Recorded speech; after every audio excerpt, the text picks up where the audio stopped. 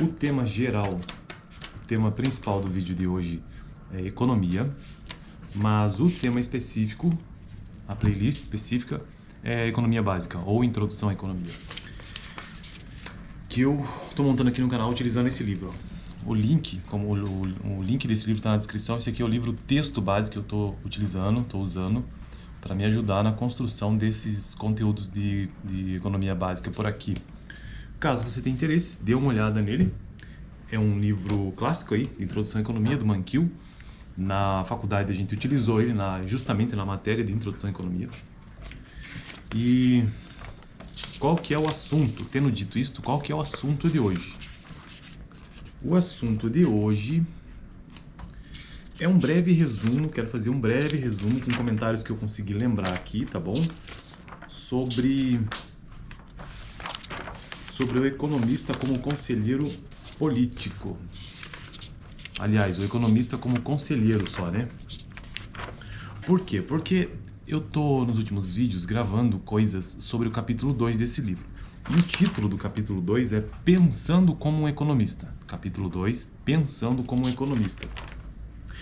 E aí, nesse capítulo, tem três divisões que ele tenta trazer sobre como pensa um economista. A primeira visão é o economista como cientista. Já gravei diversos vídeos sobre isso, você pode dar uma olhada lá. Então a visão do economista como cientista é aquela, ele tenta trazer essa ideia do método científico em si, do papel das hipóteses, dos modelos econômicos, que são uma redução da realidade. Também trouxe os primeiros modelos, os dois modelos básicos de economia. Um é o diagrama de fluxo circular e outro é a fronteira de possibilidades de produção. Eu já gravei vídeos sobre isso aqui no canal, dá uma olhada. Depois, continuando o capítulo Pensando como Economista, ele traz uma outra abordagem que é... Deixa eu ver se eu acho aqui... que é o economista como conselheiro de políticas, ou economista como conselheiro. E hoje, então, eu quero finalizar essa parte. Por quê? Porque o economista conselheiro, basicamente, ele traz 3 pontos. Ele primeiro traz a ideia da diferença que existe entre o economista como conselheiro, do ponto de vista no conselho dele, né? Como um economista que faz uma análise positiva ou o economista que faz uma análise normativa. Depois ele traz uma ideia dos economistas em Washington, aí ele já faz um vínculo, né, entre economia e política. Lembrando que este livro é um livro norte-americano, então todos os exemplos que ele traz referem-se, né, aos Estados Unidos. E por fim ele traz um comentário de por que nem sempre os conselhos dos economistas são seguidos. Então, isso que eu vou fazer no vídeo agora é fazer um breve resumo. Lá no primeiro...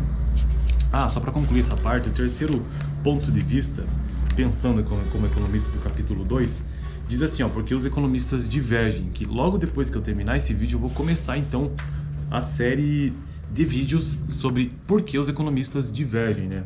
Por que isso acontece. Beleza? Mas, fazendo um resumo então desse ponto, né, o economista como conselheiro político, eu comecei gravando um vídeo sobre análise positiva versus análise normativa. Pensando que quando uma pessoa entende um pouco de economia, de ciência econômica, né, ou de economia, ela pode impedir para ela que ela dê sua opinião sobre os acontecimentos econômicos. E aí, dependendo da visão que ele tem de mundo, é a que vai influenciar a perspectiva teórica mesmo de economia. E aí ele começa trazendo essa ideia do que é análise positiva versus análise normativa. Basicamente, análise positiva e análise normativa, a diferença reside de que a declaração positiva de um economista é quando ele tenta descrever ou quando ele traz declarações que tentam descrever como o mundo é, como o mundo realmente acontece, a realidade. Então, olha essa palavra-chave. Os conselhos de economistas que fazem análise positiva, eles tentam descrever os fenômenos ou os acontecimentos econômicos. Descrever. Já aqueles economistas que fazem análises do tipo normativa é diferente dos economistas que fazem análise positiva, os normativos, eles procuram, ou eles trazem declarações que tentam prescrever, palavra-chave, prescrever como o mundo deveria ser. Então veja como é diferente a perspectiva. Então, enquanto que um tenta trazer ou traz declarações ou faz declarações que tentam descrever como o mundo é, o outro, por outro lado, faz declarações que tentam prescrever como o mundo deveria ser. E aí ele traz um exemplo aqui no livro sobre a questão do salário mínimo. Ele traz um fato. O fato é o seguinte: as leis do salário mínimo causam desemprego.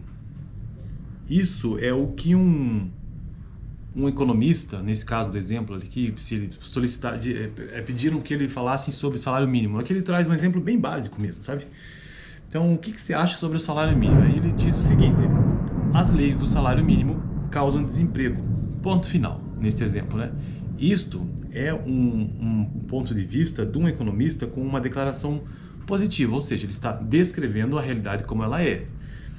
Agora, quando acontece a mesma situação com um economista que tem um viés mais, que tem esse ponto de vista mais normativo, ou seja, tenta prescrever como o mundo deveria ser, se alguém lhe pergunta sobre isso, o que ele poderia dizer, neste exemplo aqui do livro, inclusive ele traz isso: o governo deveria aumentar o salário mínimo. Então veja como são coisas diferentes. Um apresenta e descreve como o mundo é, os fatos econômicos, né?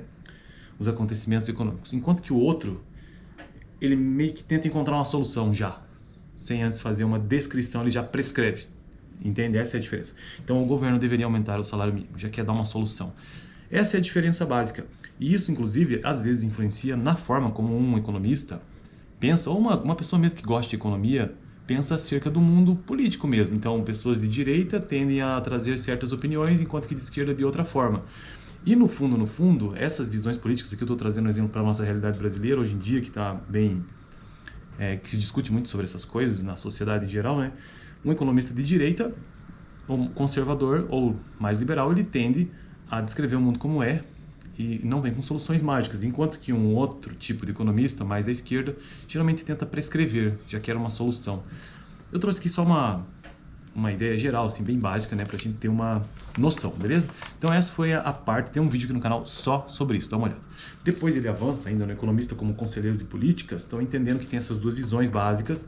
Daí economistas em Washington, ele apenas traz no texto dele, dizendo ou nos informando todo o aparato que existe em torno da Casa Branca, em torno do presidente dos Estados Unidos. Existe um conselho todo, existem economistas em todos os departamentos que estão ali, próximo do governo. Então, inclusive, chega a ter um conselho de assessores econômicos. Desde 1946, o presidente é orientado por esse conselho específico para ele, isso segundo o livro, né? E ainda tem departamento de gestão e orçamento e tantas outras áreas. Departamento de orçamento do Congresso, que daí sai um pouco da esfera do poder executivo, né? O fato é que lá nos Estados Unidos, segundo Mankiw, existem muitos economistas, muitos mesmo, envolvidos com a política ou que assessoram um meio político. E por fim, porque nem sempre os conselhos dos economistas são seguidos, ainda tratando sobre os economistas como conselheiros de políticas, e aqui nós estamos falando de políticas econômicas, neste caso, né? Ele nos informa no livro que nem sempre os conselhos dos economistas são seguidos, tanto do ponto descritivo como prescritivo, ou seja, normativo ou positivo, ou positivo ou normativo, né? Porque existem outros elementos que entram nesta situação, que não são apenas os economistas, porque é uma questão política, e a questão política envolve outros autores. E ele conclui essa parte dizendo que os economistas apresentam informações cruciais ao processo político, mas suas considerações são apenas um dos ingredientes de uma receita complexa. Isso porque não é apenas o conselho dos economistas ou os conselhos dos economistas. Também se leva em consideração a opinião pública, também se leva toda a questão de negociação política,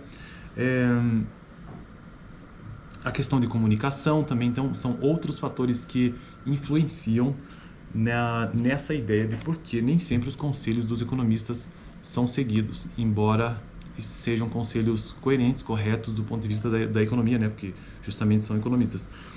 Beleza, então o vídeo de hoje foi sobre isso e no próximo vídeo eu já vou iniciar por que os economistas divergem, que é o terceiro ponto. Lembrando que o primeiro ponto foi o economista como cientista. Hoje eu finalizei o economista como conselheiro de políticas e agora por que os economistas divergem, que serão os próximos vídeos. Dá uma olhada nesse vídeo aqui em cima, nesse vídeo que eu vou deixar no final, que foi justamente o último onde eu tratei sobre por que nem sempre os conselhos dos economistas são seguidos. Beleza? Valeu! Até o próximo vídeo, segunda-feira. Toda segunda tem um vídeo de economia básica aqui no canal.